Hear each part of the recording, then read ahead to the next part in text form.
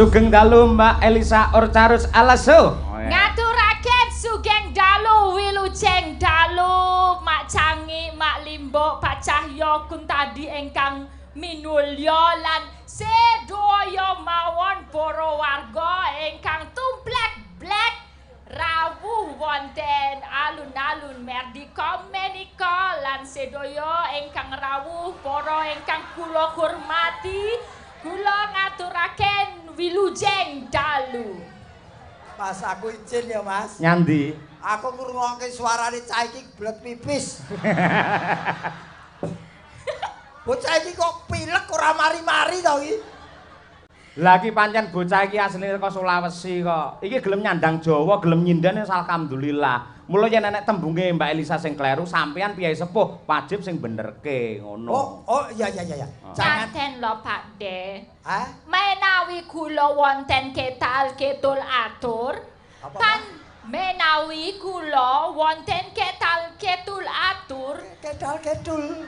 nggih. Tembung kedal-kedul ki. Kital kidul. Ya itu. Kital-kidul ora kedal-kedul.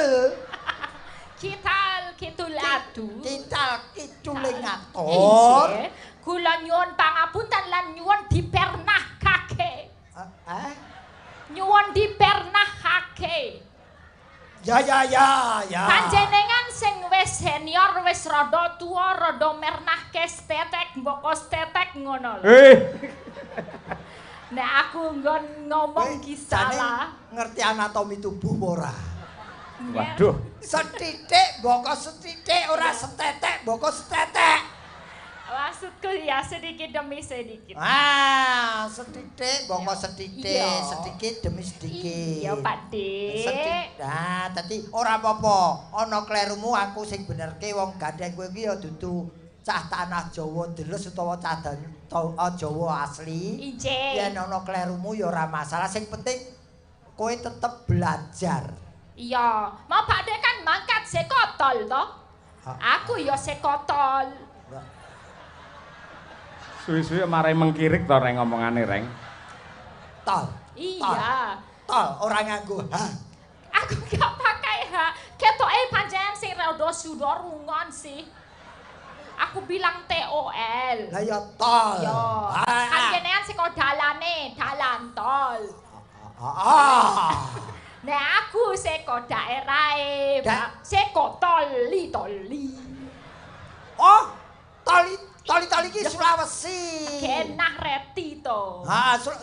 Mlebune Sulawesi ngendi toli? Sulawesi Tengah. Kuwi kabupaten apa kota utawa Ya kabupaten daerah kuwi nggon pinggiran, nggon banyu. pantai. Lah ya pantai ki isine apa? Ya ora banyu tok ya ana praune barang kok. Ya anu toli-toli, desane. Nggih, daerah mriko nek sing bapake. Heeh. Nek boke beda neh. Ya ora toli-toli. Ora. Ngendi? Seko Lambelu. Lah lambemu dhewe kuwi kok. Kuwi wilayah kuwi reng, Lambelu kuwi wilayah. Lambeku kok. Lambeku to wilayah. Iki nggo gedhekke awak lho, kok lambeke. Aku ora metu saka kono ya, Pak De. Masa aku metu saka kono ya ora sedeng. Ra sedeng. Sedeng kok Kanggo sedeng. mbokku aku metune. Sedeng ora sedeng. Ya, sedang. Anu lambe apa mau jenenge? Lambelu. Lambelu kuwi nama Ya. suatu daerah di Sulawesi. Ya, Dadi bapak carane sekontol. Palu lewat Bon Kopi, lewat Doboli. Hah? Kok dadak. Wah, aku ora tahu. Aku omong prasaja ora tahu doboli aku. Wah, Pak De ki sesuk ki nek ngopi sing gentel, nek dolan sing adol. Kentel. Basa kowe Mas aku. Ora tensiku awakmu wae, iki apike lek karo awakmu. Awakmu. Iki ya sak jam Elisa omong terus. Suwi awak. Tenang, sabar. Aku tenang ora ngerti-ngertiku tenong.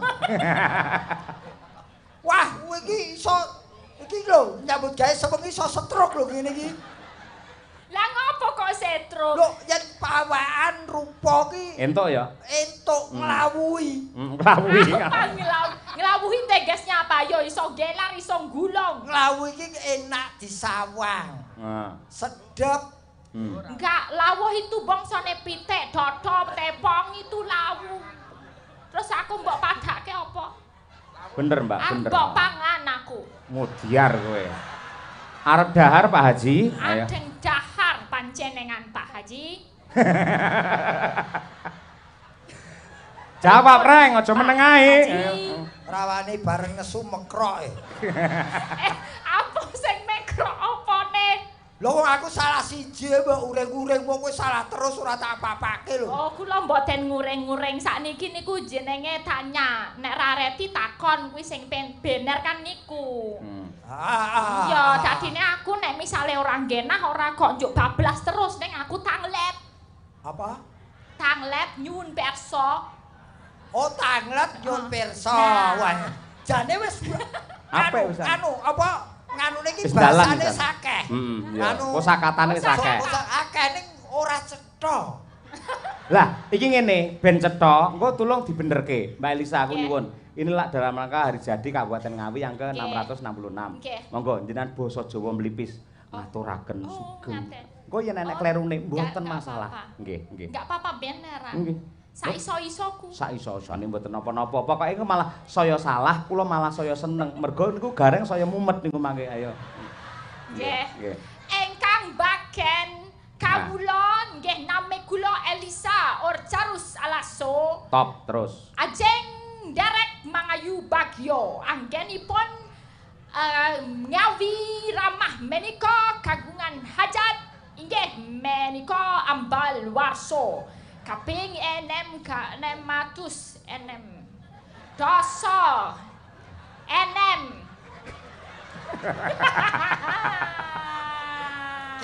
Tidurke. Wong kleru nyenges. Nemat. Penting kendel sing penting kendel. Kendel kok kendel. Wah, lagi dibenake angkane wis kendel iki. Piye. Ingkang kaping Enem 666.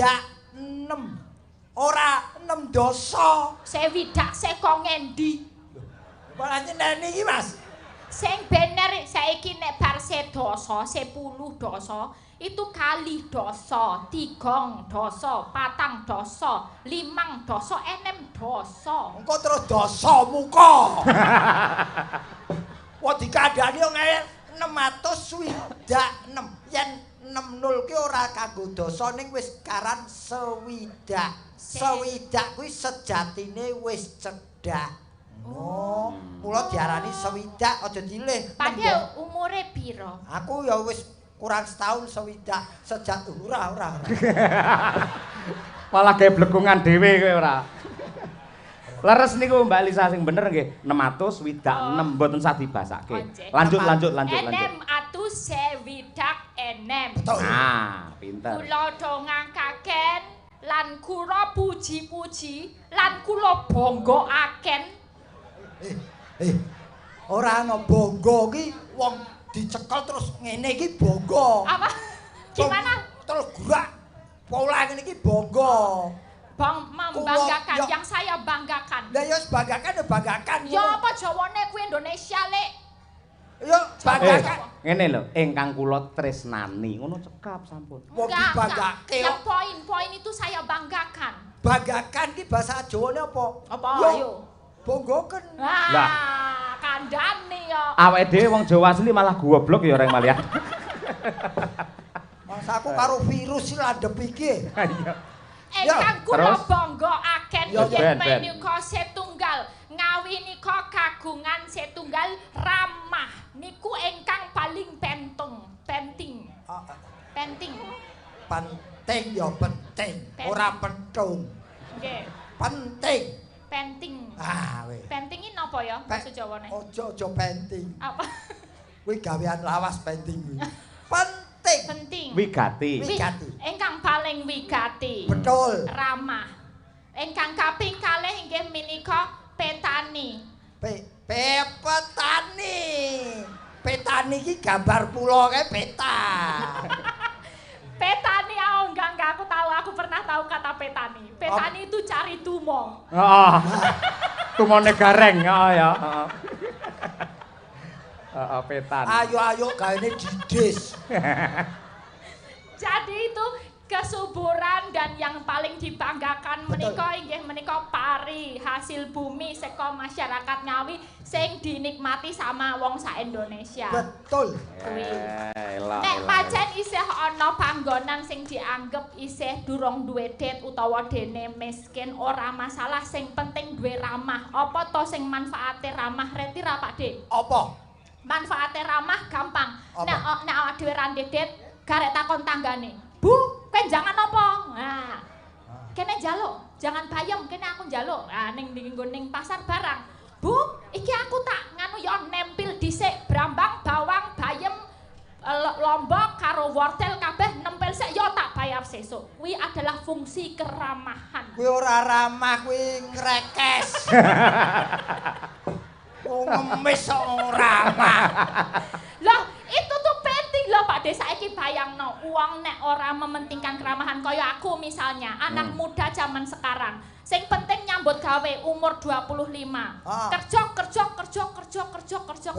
tekan umur 45 aku wis sukses aku iso pensiun dini betul tapi terus aku arep ngopo pas zaman aku umur selawe aku ora tau layat ora tau menyang nek ana pernikahan ora tau awor tanggane nek ana bot repot ha ambasan umur swidak aku ra duwe kanca arep ngopo tingak-tingu. Ha.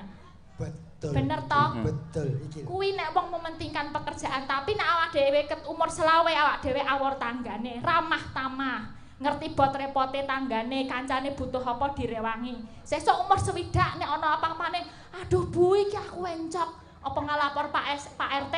Diterke langsung ning rumah sakit monggo Bu kula terke ya kuwi fungsi keramah tamahan iki lagi jos lagi pancen kandidat dokter kok dokter iki omongane dokter ya iki yen ki mau sing pertama mau mahasiswa nyaran mau ya bener iki bener keramahan itu penting karena cari orang pintar, golek wong pinter akeh, golek wong sugih akeh, golek wong pangkat akeh. Sing arang-arang kuwi golek wong sing gelem kumpul karo wong akeh. Benar, kuwi hebate Ngawi sing duwe ramah tamah nomor 1 sak Indonesia. Betul. Nah, niki ngeten, Mas Gareng kalih Mbak Elisa kalih guyon nggih kalih nembang. Ngoten nggih? Nggih. Cocok. Kula wacane rumiyin, nggih. Assalamualaikum warahmatullahi wabarakatuh. Waalaikumsalam. Serat katur dumateng Bapak Dalang sak rombongan. Nah, mugi-mugi Bapak Dalang sak rombongan pinaringan kesehatan saha rejeki ingkang barokah. Amin. Dipun paringi umur panjang. Amin. Serat menika saking kula Bapak Suwarna, grup Blantik Dadung. Wonten ing Ngawi. Dalu menika kula badhe nyuwun gending setunggal pepeling angka kalih kelinci ucul. Matur nuwun Bapak Dalang saking kula Pak Suwarna. Nggih menika. Iki sampean waca Mbak Elisa. Kula sik baca. Iki dulu. Wah, nggih saged lek jenengan iki. Nggih. Nggih.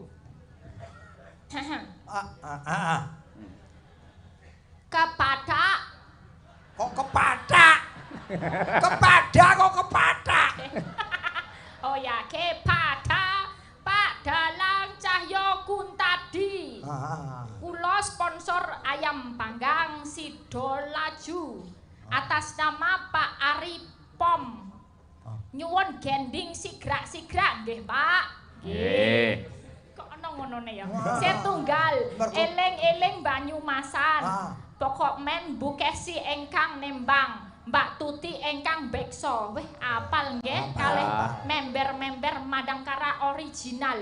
Member ya apa? Member. Oh, member. Member.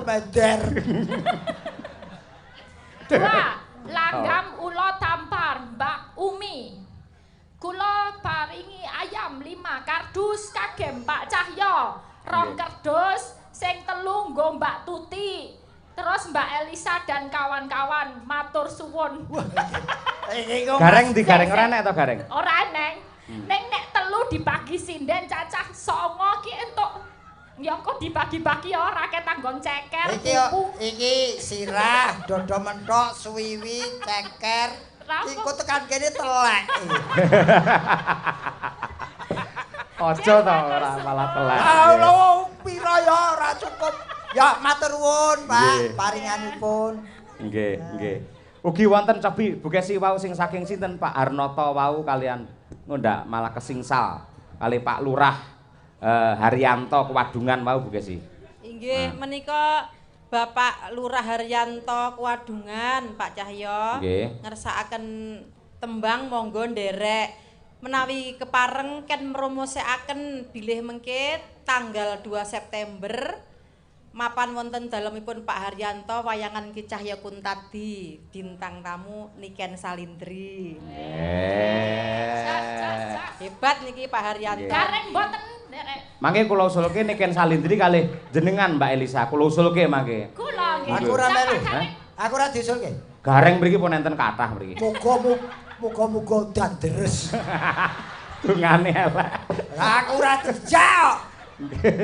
Ono wong nganggur ora dijak. Isine ta Bu Kesi Pak Harnoto Nggih, saking Tenggarong menika. Nggih. Pak Harnoto ingkang sampun nate nimbali panjenengan. Nggih. Menika sampun kepareng ngersakaken lagu sembarang lagune sing penting gayeng Pak Dalang. Sembarang iki sing aran sapa?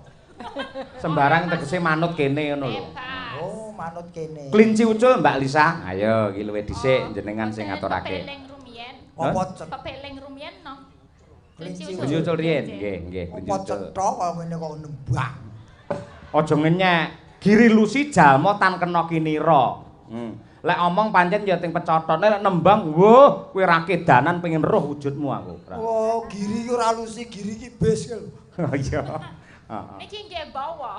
Bawa Bawa dikuliti. dong, Tapi bawanya gula sulihi yang lain boleh. Bebas, Ya, monggo. dan yang gula Malangan ya. Wah, Malangan nggih. Wah, ngesake. Kenapa kok? Uripe Malang kok dendang gula. Ya sesuk ganti mujur. Heeh. Maksudnya gagrak Malang Oh, Ren. gagrak Malang. Oh, nggih. Ayam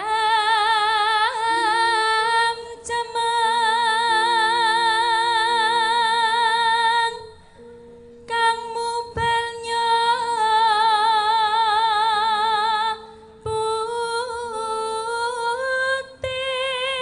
putih. Iki luar biasa ya.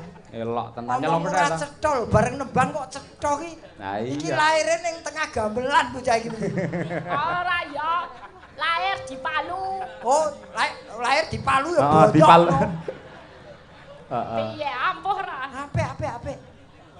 Simbok nganten mandeka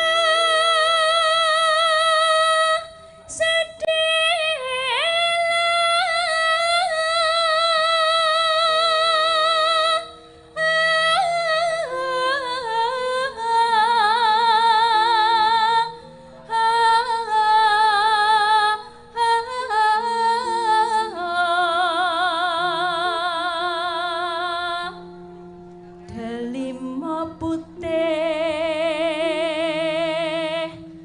kambange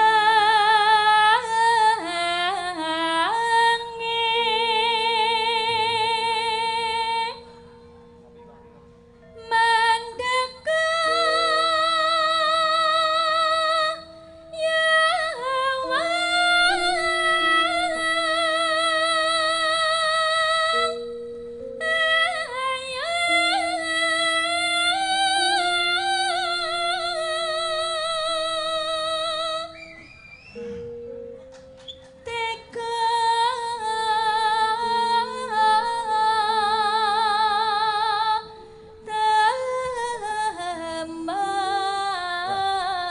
teman gawe cuaning ati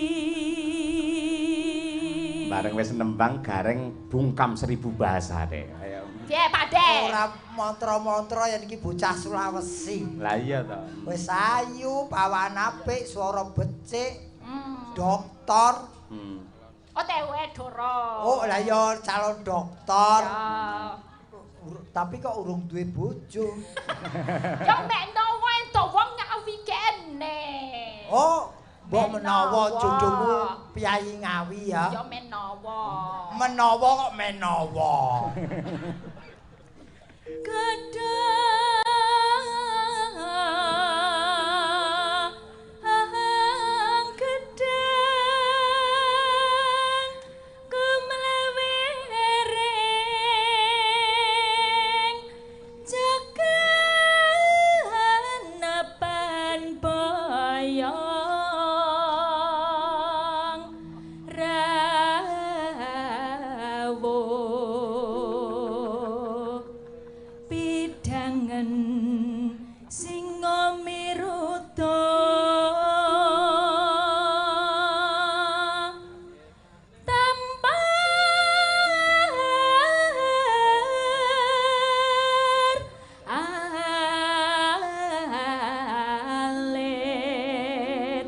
kinarya cancangan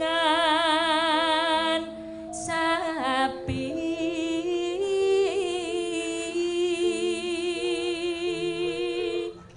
iki hafalan ya imbangono brangta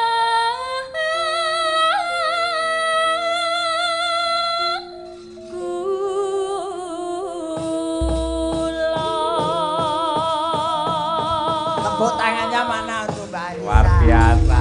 Reng, awake dhewe aku wong Solo, sampean wong Semarang. Ya to, luwih cedhak ning Malang to iki Sulawesi ya. Iki iso Malangan awake dhewe ra iso to malan iki. ya muga-muga uripku ra malang wae Lah iya. tapi luar biasa karena karep mau ditimbangi karo keyakinan akhirnya bisa. Ya, ora yakin kudu sreget. Karep diimbangi karo sreget. Sregep. Ya. Sregep. Nggih, Pak. Sregep. Ayo, oke. Lah kaya ngene suarane apik, pinter tur ya ayu. Calon dokter. Ora payu rabi. Aku wis sumpah sakjroning ati, lek ora payu-payu tak tampa, wis to. Tak tampa dadi kru Madangkara, ngono lho maksude. Tuh. Omonganmu karo atimu ra padha.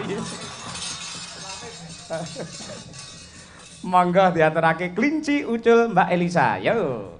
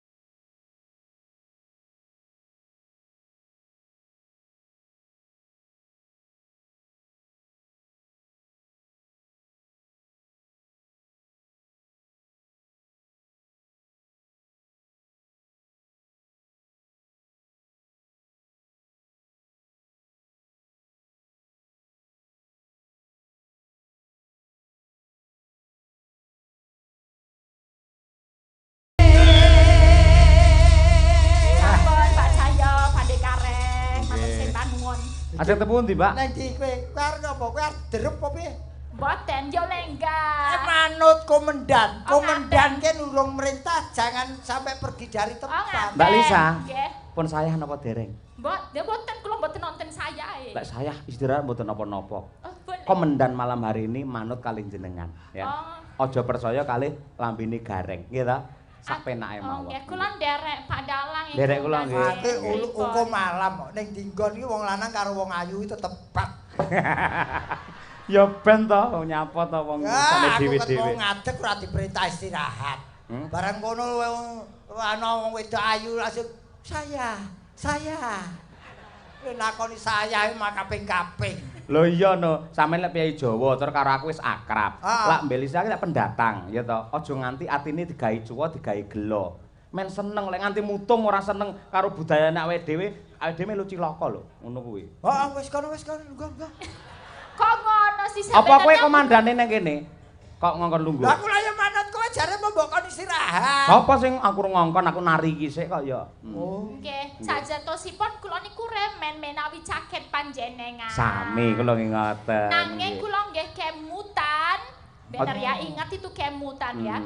Dulu saya di sini waktu ulang tahun Ngawi ke-661 sama Pak Seno Nugroho waktu itu belum jadi bintang tamu. Jenengan. Bintang tamunya adalah Abah Kirun. Nah, di situ memang Pak Seno memberikan ruang untuk sinden-sinden bisa tampil ke depan. Dadi iso berekspresi, iso ngetokke keahliane, dadi muncul kaya aku saiki. Dadi aku yo pengen konco-konco sinden. Dadi malam hari ini pertama jenengan menjadi bintang tamu di wayangan Ngawi nggih. Ya, bintang tamu di sini. Tapi kalau tampil di sini ini udah pernah 5 tahun yang lalu. Hari jadi kan ini baru ini jenengan jadi bintang. Artinya bintangnya 2. Aku juga bintang, kamu juga bintang. Nah, kae garenge kayak bintang 7 ya. Bintang 7. Obat sakit kepala. Nggih, Mbak Umi Hafifah. Nggih, kula kae iki coba iki. Lunggone. Enggak usah sewot sih, Pak Dek. Semangat ya. Kuat to? Kuat to? Cek kuat ngadeg ora ngono. Kuat ngadeg ora ngono lho. Oh, mingsi. Mingsi. Katane. Ku tak tang Umi Hafifah Ponorogo. Yo.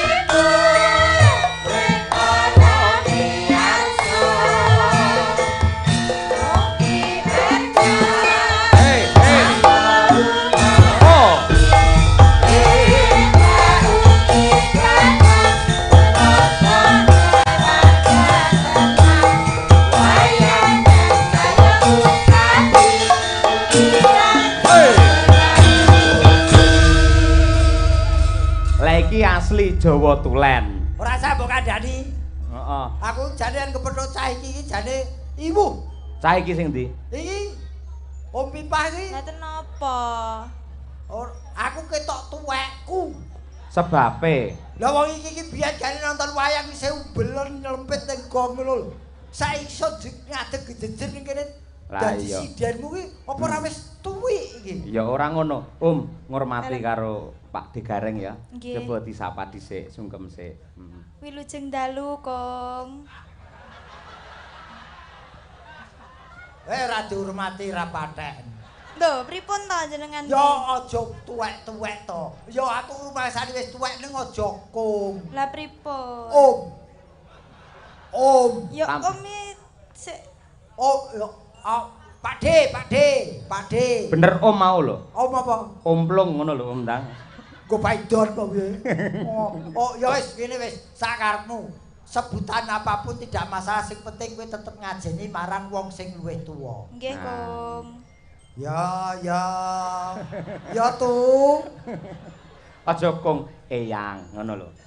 Nggih, Yang. Anu ongkong tibane, yang ku tak dikira aku sing bau reksa. Oh, nggih. Wah, dindane yang sing bau reksa. Ning tenan, saiki umurmu pira to, Nduk? 2 dosa. Pas kuwi ra entuk dinyang. Pas. 20. Nggih. Sing sekolah Tasih ning ndi? ten isi Surakarta. Isi Surakarta. Kowe muridé Kota Ogrok kuwi to? Denggelmu mlocot iki. Aku iki dosene otok-ongrok ora. Lah dosen iki karo aku Kota Ogrok kowe. Ha iya. Ya muridé Mas Cahyo. Nggih. Karo Mbak Kesi. Nggih. Ya ditenani sapa ngerti rezekimu ya ning kono. Nggih. Ya. Nggih, Kong. Aja banter-banter tokunge. Nggih wae. Wis duwe pacar apa urung? Dereng. Lah kowe iki gaweanmu apa 20 tahun ra duwe pacar iki? Lah kula nek gadah pacar dilarani terus kok. Wah. Piye rumuse ben ora dilarani anu? Pak Gareng. Sik. Kowe dadi selama umur 20 tahun ki urung duwe pacar, mergo duwe pacar dilarani. Nggih. Tak kei rumus. Pripun? Sadurunge kowe duwe pacar ta iki? Nggih. Kowe duwe pacar, sadurunge kowe dilarani, pacarmu pedoten sik. Lah pripun niku? Lho lah timbangane kowe engko dipedhot, alung medhot sik. Ngono. Mula aja golek bocah nom, aja golek wong bagus, golek wong sing tuwek-tuwek ngene iki. Bener Kuwi kok keroki angler wis ndeke kuwi. Nggih kan mboten pas to nek kula kalih jenengan. Wah ya ora, maksudku ora kudu aku. Oh, ngoten. Wong sing temuwa sing iso ngomong kowe. Nggih, Yen Kong. aku iki pol-pole yo jangan bergerak kuwi.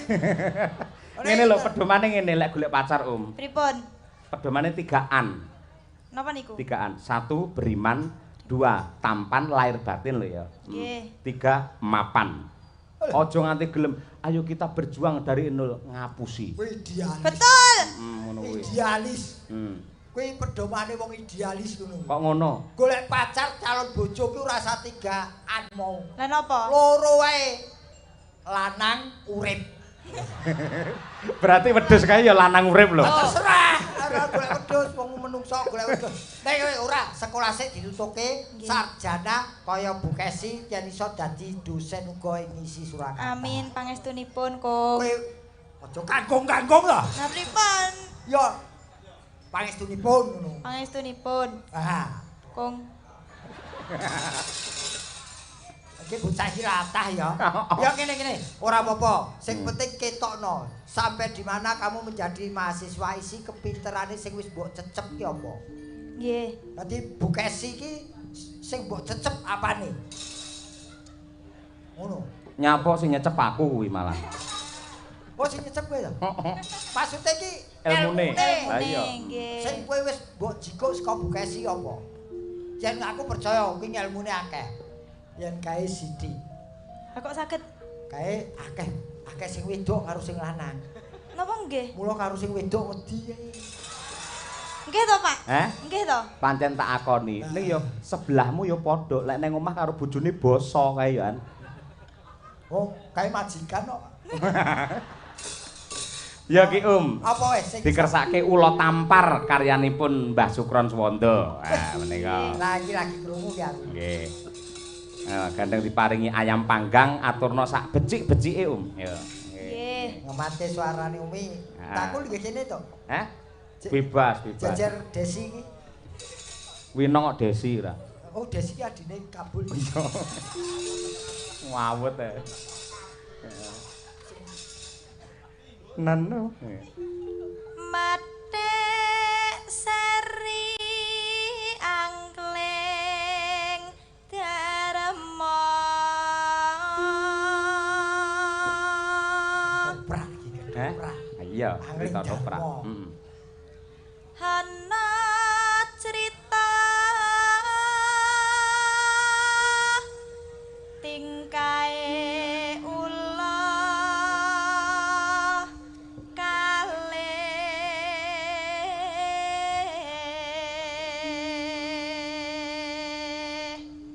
Nano. ingkang samya jumburaya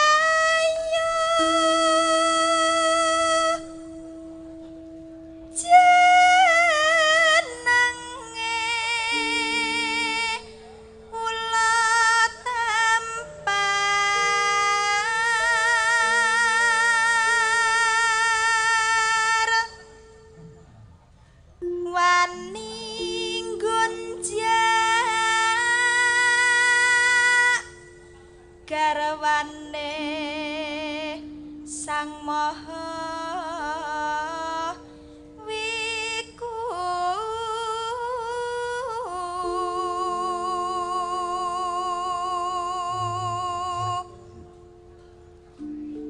anenggih kinaga raja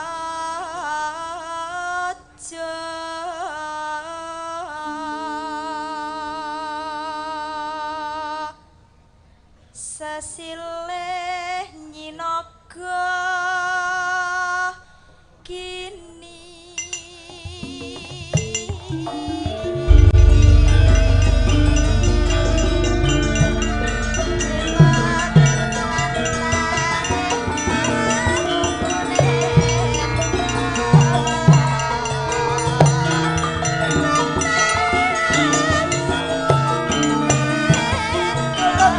Masuk.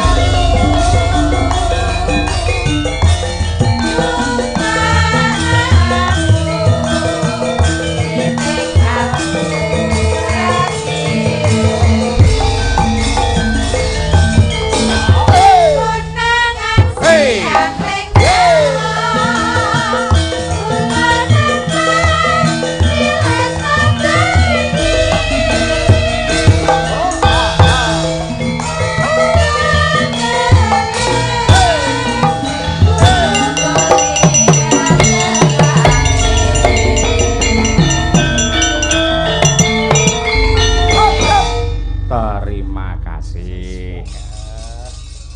Suwuk siswa budaya ki mau. Suwuk siswa budaya. Tok tok. Ayo. Bayaran. Bayaran. Ora kudu dondong tandha nong. Ora. Wis versine wis baru. Heeh. Kowe anggere sego pecel metu ndang suwuk ae. Ki metu sego kok pas nyambut gawe manganku kapan iki? Sampeyan diniati tirakat prihatin mrihatini piyai Ngawi men saya barokah ngono. Oh, nggih, Pun. Nggih. Kula dongake mugi Ngawi saya ngrembaka kanthi lek-lekan dalu menika tirakatan sesarengan dongake Ngawi seluruh penjuru bisa ngrembaka kalisir Buddha Gudha Rencana saha lelara. Amin ya rabbal alamin. Bintang-bintang Madangkara masih ada Mas Gareng. Siapakah itu? Mbak Winong Nawangsih. Nggih. Menika ponakan kula saking Tulungagung. Ya, Kali Mbak Birgita Ayu. Wah, Nah, niki pun kula ikrarke dadi anak kula. Niki. Nggih. Sok yen rabi aja sambat sapa-sapa, Nduk. Omong karo bapak, wis. Kok akad nikah bapakmu? Lek aku muslim untuk menjadi wali tak waleni, aku ora rasa tanggapan tak maleni awakmu. Wis pokoke tenan apa-apa diragati karo Pak Cahyo. Tenan. Wiwit A nganti Z kabeh sing ragat Pak Cahyo. Iya, Wis. Ning wiwit bengi iki dan seterusnya lek nyinden aja njaluk bayaran ngono. Oh, ya tombok. Lah iya. Ora ya. Mbak Birgita karo Mbak Winong tambah Mbak Elisa dalam lagunya yang lagi tren Gitir Sumilir. Nonton ngematke. Apa? Nggih. Aku seneng iki kintir pinggir ki. Gitir Sumilir. Lah ya, semilir kena angin terus minggir. Iya. Maka Mbak Elisa tengah terus sing ngapit Mbak Winong karo Mbak Birgita. Ya, nggih. Apa? Maka dipun aturaken Gitir Sumilir. Dados. Hei, ho, hei, ho, hei. Ayo, Lot.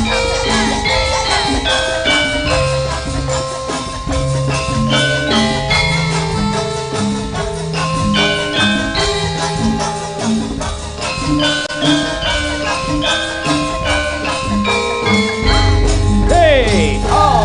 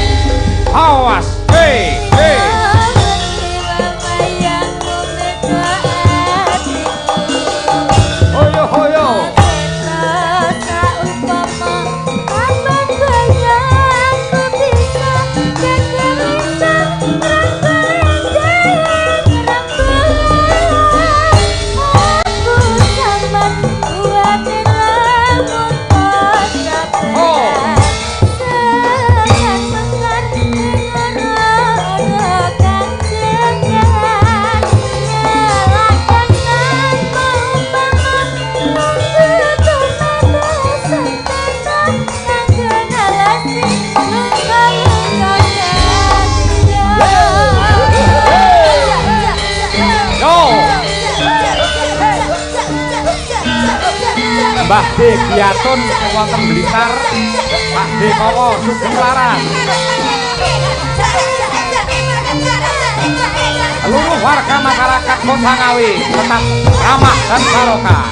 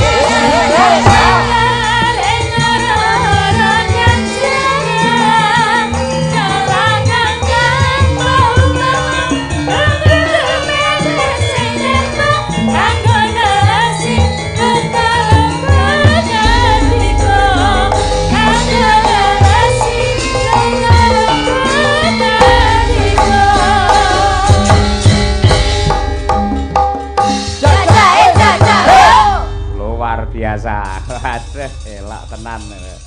Dadi dikompliti ngeten Pak Gareng. Pripun? Wiwit saka klasik, langgam nganti sing hot ngeten iki. Sing diarani seni itu tidak stagnan. Betul. Menurut nuting zaman kelakone. Leres. Senggaan saiki werna-werna saiki senggaan sing anyar ki mau pacul. Sekop. Ya sekop karo pacul ki weke tukang padha. Wah wis jan gerakane sindianmu luar biasa. Iya. Cah telu joget iso horeg kabeh. Heeh, Pak. Kaya gempa bumi 6,5 skala Richter.